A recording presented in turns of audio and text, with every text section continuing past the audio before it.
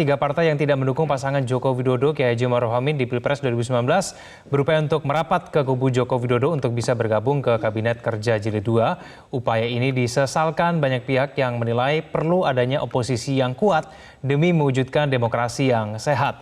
Untuk membahasnya telah hadir bersama kami di studio ada pengamat politik dari Universitas Islam Negeri Syarif Hidayatullah Adi Prayitno dan Ketua DPP Partai Nasdem Martin Manurung. Bang Martin dan juga Mas Adi, terima kasih telah hadir bersama kami di Metro Pagi Prime Time. Saya ke Mas Adi. Mas Adi, kalau Anda melihat bahwa dengan sinyal-sinyal yang terjadi hingga hari ini, kemarin ada Rapimnas Partai Gerindra, hari pelantikan juga semakin dekat, apakah sudah ada sinyal-sinyal yang semakin menguatkan bahwa memang Partai Gerindra, PAN, Partai Demokrat akan merapat ke koalisi?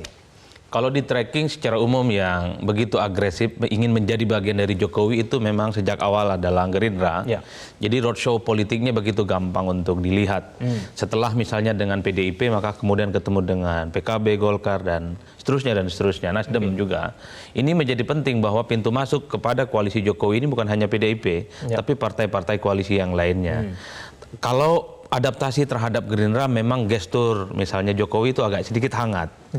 Tapi kalau bicara tentang Demokrat beda cerita, bahkan pantawaduk gitu ya, lebih ingin menjadi oposisi belakangan. Karena mungkin angin surganya juga belum tampak kelihatan gitu loh Mas. Makanya kemudian yang rame belakangan itu adalah bagaimana Gerindra ini menjadi bagian dari koalisi. Satu, bukan hanya soal dua tokoh ini akan menjadi satu kesatuan, tapi yang paling penting adalah ini simbol oposisi kok tiba-tiba menjadi bagian dari pemerintah. Kan yang dibayangkan publik adalah ketika teman-teman Gerindra setiap pagi dan setiap saat memuji-muji Jokowi.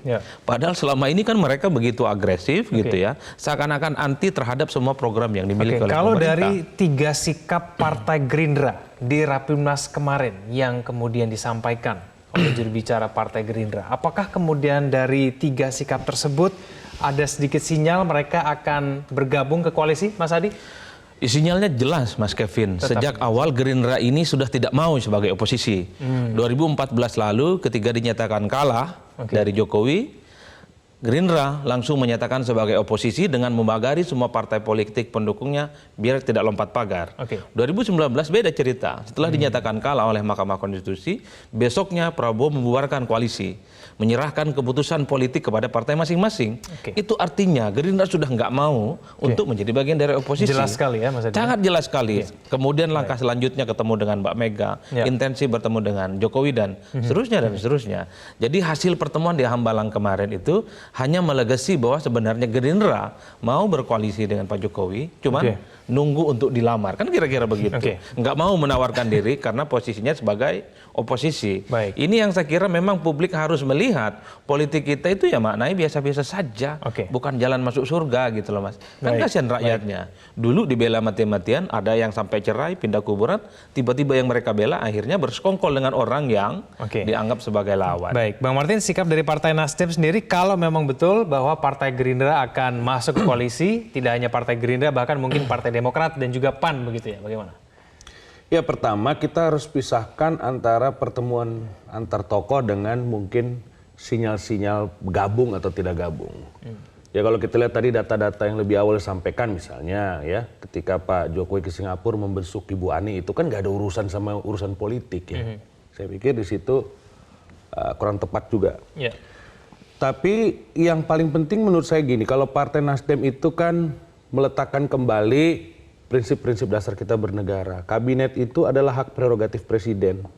Sehingga presiden berhak menyusun siapapun yang dia inginkan untuk menjadi menteri-menterinya, menjadi pembantu-pembantunya. Termasuk Partai Gerindra? Termasuk Partai Gerindra, termasuk tidak berpartai, termasuk siapa saja yang menurut dia itu perlu. Ya. Nah, tinggal sekarang saya pikir yang perlu digarisbawahi adalah apakah bergabungnya manusia-manusia ini, siapapun dia, dan dari manapun latar belakangnya, itu memiliki visi dan platform kebangsaan yang sama itu dulu. Nah, ketika dia tidak memiliki platform paling minimum platform kebangsaan, kalau dia platform kebangsaannya tidak sama, ini yang menjadi bahaya ke depan. Sejauh ini Partai Gerindra, PAN dan Demokrat sama tidak visinya? Nah, yang jelas yang datang kemarin itu kan Pak Prabowo ke rumah Pak Surya Paloh. Itu kan menyepakati 3 poin dalam pertemuan itu. Tidak membicarakan soal apakah gabung koalisi atau kursi dan segala macam. Nah, 3 poin ini yang sudah banyak diberitakan. Pertama, kita harus kembalikan citra parpol, ya, mengutamakan kepentingan bangsa atau nasional di atas kepentingan masing-masing. Yeah. Nah, kedua itu persoalan melawan radikalisme dengan segala cara apapun yang mungkin dilakukan. Dan ketiga, menyatukan visi soal amandemen. Nah, saya pikir kalau ini dibicarakan hal-hal pokok kebangsaan seperti ini, ya kalau bisa tiap hari ketemu semua partai politik ini supaya makin sama. Jadi jangan kemudian pertemuan-pertemuan antar elit kita kerdilkan hanya persoalan kursi dan bagi-bagi kekuasaan. Justru mereka sering-sering ketemu ngomong dong yang persoalan-persoalan penting buat bangsa ini. Baik, Mas Adi, tapi dampaknya ke depan, kalau memang betul 3 partai tersebut merapat ke koalisi, berarti hanya menyisakan PKS sebagai oposisi. Ya, ini tentu adalah kabar buruk bagi eksistensi oposisi.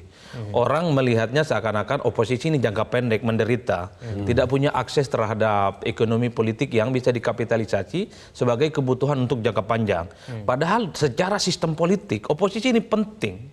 Kenapa oposisi ini penting? Untuk mengingatkan pemerintah untuk tetap berada di jalur yang kuat.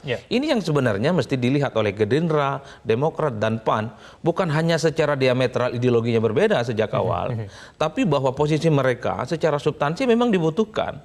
Minimal untuk selalu mengingatkan kepada Pak Jokowi dan kepada pemerintah bahwa apa yang diinginkan dalam konteks Nawacita Jilid kedua on the right track. Bukan kalau hanya PKS terlalu lemah, Mas Adi?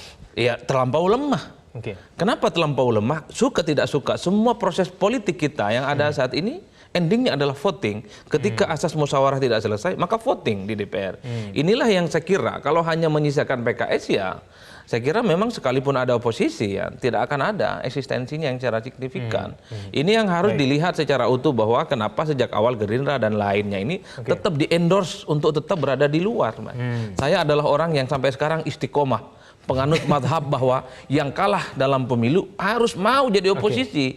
Jangan genit menawarkan diri kepada penguasa. Bang Martin, dari Partai Nasdem sendiri melihat bagaimana ini dengan kemudian kemungkinan adanya oposisi yang terlampau lemah tadi kalau kita bahas tadi. Gini, kita ini kan hidup dalam living reality yang katakanlah gini, kita mempraktekkan demokrasi liberal dengan sistem pemilihan umum. Tapi pada saat yang sama juga ada sistem-sistem nilai yang hidup dan ini sejak lama. Ada gotong royong, musyawarah mufakat dan lain sebagainya. Nah, kalau gotong royong, musyawarah mufakat ini kan juga artinya bukan persoalan ada pembelahan di A atau B, tapi A dan B ini harus sama-sama saling berkomunikasi dan memutuskan yang terbaik. Nah, persoalannya adalah kita mengadopsi sistem pemilihan ini, demokrasi liberal ini, tapi masih ada memang dalam masyarakat kita dan benak pemimpin-pemimpin kita semangat untuk musyawarah mufakat itu. Dan itu ada di sila keempat loh. Dari Pancasila, hikmat kebijaksanaan dalam permusyawaratan dan mufakat. Jadi artinya di sini ya ini adalah salah satu ya namanya unik juga buat Indonesia gitu. Kalau di luar negeri memang yang menang dia 100% pemerintah, yang kalah 100% menjadi oposisi. Di Indonesia memang ya living reality-nya belum terjadi. Nah, sekarang tinggal bagaimana kita sebagai partai-partai politik dan elit-elit politik juga ya harus bisa menunjukkan fungsi-fungsi keteladanan gitu. Kalau memang kita bergabung dalam satu tim kerja bersama ya harus ada konsistensi di situ. Jangan kemudian dia bergabung di pemerintahan tapi setengah kaki di luar juga. Jadi ya kalau memang mau di luar ya di luar, mau di dalam di dalam. Ini yang dikhawatirkan dari Partai Nasdem. Bukan dikhawatirkan, tapi ini yang kemudian publik juga akan menilai setiap elit politik dan partai politik di mana konsistensi masing-masing. Oke, baik. Kita akan kembali membahas, usai jeda kami akan segera kembali.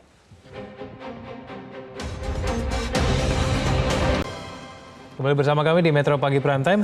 Mas Adi, ada tidak yang kemudian bisa menjamin konsistensi kalau misalnya memang betul 3 partai akan merapat ke koalisi dan menjamin bahwa mereka betul-betul bertindak sebagai koalisi, tidak kemudian satu kakinya di sebelah sana begitu, di bagian oposisi begitu, ada tidak Mas Adi? Gak ada jaminan apapun, karena basicnya 3 partai yang mendukung Prabowo sejak awal ini bakatnya sebagai oposisi.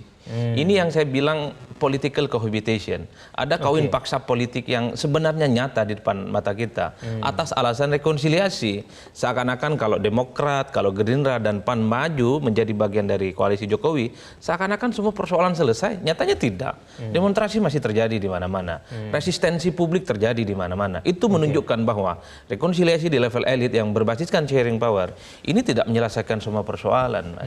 Inilah yang saya kira kenapa resistensi protes itu muncul di mana-mana, karena mereka sudah tidak punya partner sebagai kanal untuk menyampaikan aspirasi mereka. Sudah tidak ada lagi peran-peran oposisi yang selama ini dimainkan oleh Gerindra, yang dimainkan oleh Demokrat dan PAN. Inilah yang saya kira ke depan endorsement bahwa partai politik pendukung Prabowo harus istiqomah berada di luar. Karena masih banyak suara-suara di bawah itu yang mereka kanalisasinya sebagai oposisi. Kalau begini ceritanya, ya wallah alam bisawab, nggak jelas gitu. Itulah yang saya kira bahwa jangan pernah berspekulasi dengan seakan-akan menyelesaikan persoalan dengan merangkul teman-teman yang mendukung Prabowo ini menyelesaikan semua persoalan. Tidak ada jaminan begitu, Bos. Karena sejak awal teman-teman ini bakatnya sebagai oposisi. Baik, dari Partai Nasdem juga pasti menyadari bahwa memang tidak ada jaminan itu kan pasti. Nggak ada jaminan, nggak ada satupun yang taken for granted. Nah, jadi malahan sebenarnya menurut saya kalau concern soal jaminan ada atau tidak, ya pasti nggak ada. Nah, tinggal partai-partai politik ini ya yang harus bisa membuktikan apa yang dia komit kepada publik. Ya, jadi sebaiknya kesepakatan, kalaupun ada pertemuan-pertemuan seperti itu harus dibuka kepada publik, sehingga publik memiliki catatan atas tiap-tiap pertemuan itu apa-apa saja yang disepakati. Dan ini nanti akan menjadi rapot bagi tiap partai politik, apakah konsisten atau tidak dengan kesepakatan-kesepakatan yang sudah diambil.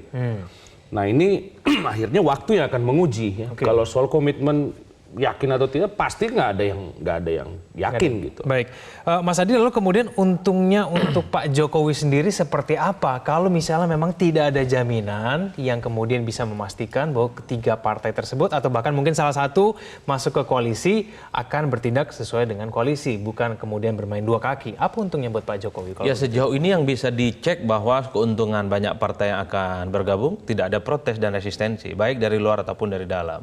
Tapi ini kan tidak bisa diprediksi sejauh mana eksistensi protes ini tidak akan terjadi. Yang ingin saya katakan adalah, saya kebetulan lagi survei 2 minggu ini, menunjukkan bahwa pemilih Jokowi maupun pemilih Prabowo itu tidak mau ada islah dalam tanda kutip secara politik. Tidak mau Gerindra bergabung menjadi bagian dari Jokowi. Kalau pendukungnya Jokowi itu menginginkan bahwa yang kalah itu harus tetap sebagai oposisi untuk menjaga stabilitas politik, check and balances. Tapi beda ceritanya, pendukung Prabowo ini nggak mau Prabowo bergabung dengan Jokowi karena masih menganggap satu, pemilu itu curang. Yang kedua, Jokowi masih dianggap tidak ramah terhadap umat Islam. Ini yang saya bilang, basis konstituen yang beda, kemudian tiba-tiba dipaksakan. Ini tidak menyelesaikan persoalan. Jadi siapa yang untung, siapa yang rugi kalau misalnya tidak ada yang untung, tidak ada yang rugi. Tapi untuk jangka pendek memang seakan-akan semua persoalan kegaduhan politik ini selesai. Kalau Prabowo dan SBY menjadi bagian dari Jokowi. Ini yang kemudian tidak ada garansi ke depan bahwa stabilitas demokrasi. Tapi kan tujuan awalnya untuk mempersatukan bangsa yang terbelah pasca Pilpres kemarin. Itu tercapai tidak menurut Anda? Betul, tapi kan menyatukan bangsa kan tidak harus menjadi bagian dari pemerintah. Jalan menuju kebaikan itu banyak, Mas. Ada di parlemen, ada di kementerian, bahkan ada di jalanan juga. Yang penting proporsional, yang penting rasional dan berintegritas. Ini yang paling penting. Jangan brutal seperti selama ini dilakukan. Mengkritik tanpa data, hoax dan fitnah, sehingga bangunan demokrasi kita nggak sehat. Ruang publik kita pengap, hanya saling memfitnah dan saling mencaci maki antar satu sama yang lain. Baik, Bang Martin, demokrasi kita tidak sehat kah kalau misalnya memang koalisinya terlalu gemuk? Ya, yang pasti kalau dia terlalu gemuk pasti akan lebih kurang lincah bergerak. Nah, tapi persoalannya tidak juga menjamin bahwa ketika semua partai politik ada dalam pemerintahan itu kemudian tidak ada protes, ya kan? Kalau kita saksikan selama ini kan juga ada kadang-kadang partai pemerintah rasa oposisi, ya kan? Nah, jadi persoalannya bukan soal itu saya pikir, tapi yang mungkin kalaupun ada satu sisi baik yang mungkin ingin dicapai. Pemilih Indonesia ini lucunya ya, pembelahan itu terjadi bukan based on issues seperti di luar negeri atau di Amerika, di Eropa itu. Itu pembelahannya soal apakah Anda menginginkan pajak lebih tinggi atau tidak, apakah Anda menginginkan subsidi lebih tinggi atau tidak. Di sini persoalannya identitas, ya, persoalan surga dan neraka repot juga loh. Artinya di sini elit-elit politik juga harus sadar bahwa demokrasi Indonesia dengan pemilihan ini, pembelahannya itu tidak wajar menurut saya. Oke. Nah di sini yang harus juga menjadi satu agenda bersama, entah itu gabung atau tidak. Tapi pembelahan dengan identitas seperti ini sama sekali tidak berdampak tapi baik. Dan ini harus kembali kita leburkan. Baik, respon dari Partai Nasdem sendiri, kalau dari surveinya Mas, yang Adi tadi bilang katakan, kedua pendukung dari baik Pak Jokowi dan Pak Prabowo ini menginginkan nggak usah islah begitu ya, tetap saja kemudian berdiri di tempatnya masing-masing. Partai Nasdem sendiri melihatnya seperti apa kemudian kalau misalnya pendukung Pak Jokowi tidak pengen sebetulnya bergabung dengan? Ya kalau Partai Nasdem, kita menyerahkan itu kepada Pak Jokowi. Oke. Jadi kalau kami mengatakan A atau B, itu ya langsung pada Pak Jokowi pertimbangan-pertimbangan yang baik dan buruk. Tapi kami tidak akan pernah mengatakan itu di publik yang bisa mempengaruhi hak prerogatif presiden. Jadi benar-benar kita serahkan pada presiden menilai yang terbaik. Jangankan kita mengomentari kursi untuk partai lain, kursi untuk Partai Nasdem pun kita nggak pernah Oke, baik. minta. Bang Martin dan juga Mas Adi, terima kasih telah bergabung sama kami di Metro Pagi Prime Time. Waktu kita sangat terbatas. Pemirsa jangan kemana-mana, kami akan kembali dengan sejumlah informasi penting lainnya usai jeda berikut ini.